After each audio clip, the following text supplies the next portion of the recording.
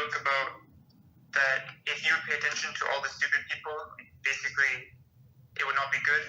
Ask like what's kind of strategies for ignoring these obnoxious or wicked people? Because I feel like every time I meet someone that's like wicked, I feel like you know, if you look in their face and stuff, it's kind of metame. So how can we avoid this, I guess? So first of all, it is forbidden to look at the faces of the wicked people, because it's going to affect your soul.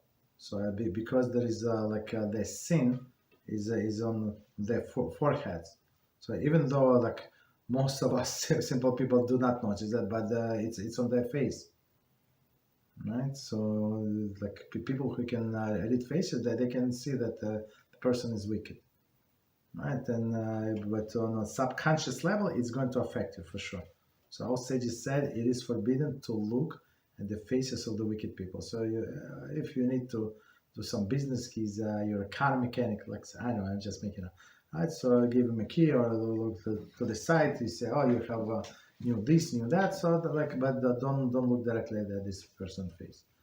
If you need to have like some business contact with that person, but if it's not, try to avoid.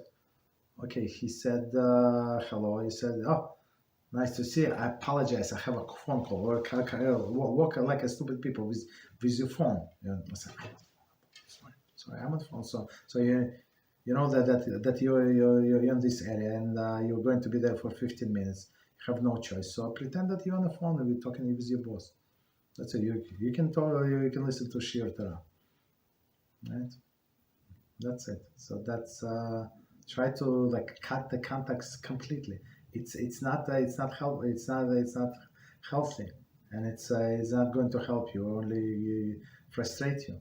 So many people are not interested in anything. They try to grab your attention, and the more you try to avoid the attention, the more they like your attention. So you have to avoid them.